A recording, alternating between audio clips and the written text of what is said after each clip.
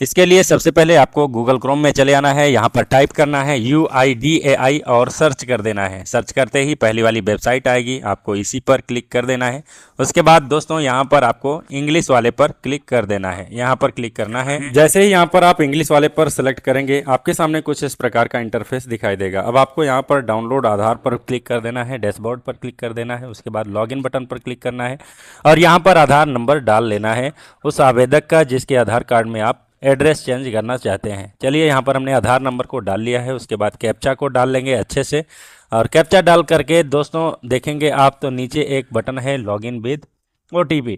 आपको इसी login with OTP वाले पर क्लिक कर देना है। जैसे ही आप लॉगिन OTP पर क्लिक करेंगे, आपके आधार रजिस्टर्ड मोबाइल नंबर पर एक OTP चली जाएगी। उस OTP को 6 अंकों की OTP को यहाँ पर डाल करके नीचे लॉगिन का बटन है, इसी लॉगिन बटन पर क्लिक कर देना है। चलिए हम OTP डाल करके लॉगिन करते हैं। लॉगिन करते ही आप देखेंगे तो यहाँ पर सबसे ऊपर ही एड्रेस अपडेट का एक ऑप्शन है, इस पर क्लिक करेंगे। उसके बाद यहाँ पर फैमिली मेंबर बेस्ड आधार अपडेट, इस पर क्लिक करेंगे। उसके बाद आप देखेंगे तो पहले से जो एड्रेस है करंट एड्रेस में दिखाई दे रहा है। कुछ नहीं करना है, नीचे आना है। Detail of family member required for update. अब यहाँ पर अपने फैमिली मेंबर का आधार कार्ड डालना है। यदि आपको अपने आधार कार्ड में पिता का नाम लाना है तो पिता का आधार नंबर यहाँ पर डालेंगे, या फिर आपकी अभी अभी शादी हुई है और आप अपने पति का नाम अपने आधार कार्ड में लाना चाहती हैं तो यहाँ पर पति का आधार नंबर डालेंगे।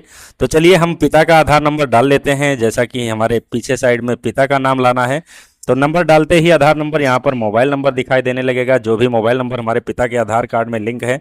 उसके बाद यहाँ से रिश्ता सेलेक्ट करेंगे। पिता का है तो पिता, माता है तो माता, पति है तो पति, सब कुछ सेलेक्ट कर लेंगे इंग्लिश में। इसको एक्सेप्ट करेंगे और नीचे देखेंगे तो एक नेक्स्ट का बटन है, इसी पर क्लिक कर देंगे। उसके बाद ये चेक बॉक्स आ जाता है। यहाँ से आप 75 रुपये की फीस आपकी कटने वाली है, इसको आप एक्सेप्ट करेंगे। उसके बाद पे रोजारों पे कर देंगे। जैसे ही करेंगे दोस्तों नेक्स्ट, आपके सामने QR कोड आ जाएगा। अब इस QR कोड को आप स्कैन करके पेमेंट कटवाएंगे अपने फ़ोन पे या गूगल पे से। तो चलिए यहाँ पर शो QR पर क्लिक कर देते हैं। जैसे ही शो QR पर क्लिक करेंगे, कंटिन्यू एंड पे का एक ऑप्शन है, इस पर क्लिक करेंगे। जैसे ही करेंगे आपके सामने अच्छा सा एक QR कोड आ जाता है। अब इसी QR कोड को अपने फ़ोन पे या गूगल पे से स्कैन करके पेमेंट कटवाएंगे 75 रुपये का। आप कहीं भी मतलब कोई भी यहाँ से सर्विस ले रहे हैं संशोधन की तो 75 रुपये की फीस अब कटने वाली है। तो चलिए हम यहाँ से फ़ोन पे द्वारा कुछ इसी प्रकार से आपको भी पेमेंट कटवाना होगा। तो चलिए हम पेमेंट कर देते हैं। हमने फ़ोन पे खोल लिया है और स्कैन कर दिया है। देखिए यहाँ पर कंफर्मिंग पेमेंट होने लगा है और अभी सक्सेसफुल हो जाएगा पेमेंट। तो देखिए पेमेंट सक्सेसफुल हो गया है और उसके बाद थोड़ा सा वेट करना होता है 2-4 सेकंड का यहाँ पर। उसके बाद देखिएगा दोस्तों तो आपके सामने कुछ इस प्रकार से सही का निशान लग जाता है। डाउनलोड एक्नॉलेजमेंट का ऑप्शन आ जाता है। जैसे इस पर क्लिक करेंगे आपकी पर्ची यहाँ पर डाउनलोड हो जाती है। अब इस पर्ची को प्रिंट कर लेना है क्योंकि इस पर्ची में एक SRN नंबर होता है। इस SRN नंबर की अभी ज़रूरत पड़ने वाली है। तो इसके बाद का क्या प्रोसेस है वो भी मैं बताऊंगा, कैसे आप लोग वेरीफाई करेंगे अपने हेड ऑफ फैमिली के आधार कार्ड लॉगिन करके। तो चलिए हमने यहाँ पर इसको प्रिंट कर लिया और फिर से आपको इसी पेज पर आ जाना है और लॉगिन बटन पर क्लिक करना है। अब की बार आपको अपने पिता का या अपने पति का आधार कार्ड नंबर यहाँ पर डाल करके लॉगिन करना है। तो चलिए हम आवेदक के पिता का आधार नंबर यहाँ पर डाल लेते हैं और उसके बाद कैप्चा डाल लेते हैं। कैप्चा डाल करके लॉगिन विद OTP पर क्लिक करके OTP भेज देते हैं।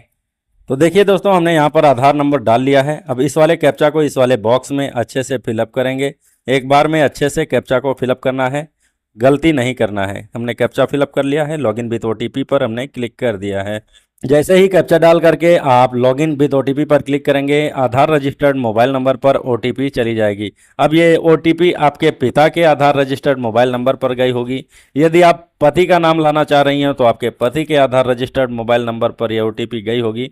तो चलिए 6 अंकों की OTP गई होगी आपके गार्जियन के आधार लिंक मोबाइल नंबर पर, उसको यहाँ पर डाल लेते हैं। मतलब जिसका आप आधार नंबर यहाँ ऊपर डाले हुए हैं उसी के आधार रजिस्टर्ड मोबाइल नंबर पर OTP गई है, उसी 6 अंकों के OTP को यहाँ पर डालना है। तो चलिए OTP आ चुकी है और OTP को इस वाले बॉक्स में डाल करके लॉगिन कर लेते हैं।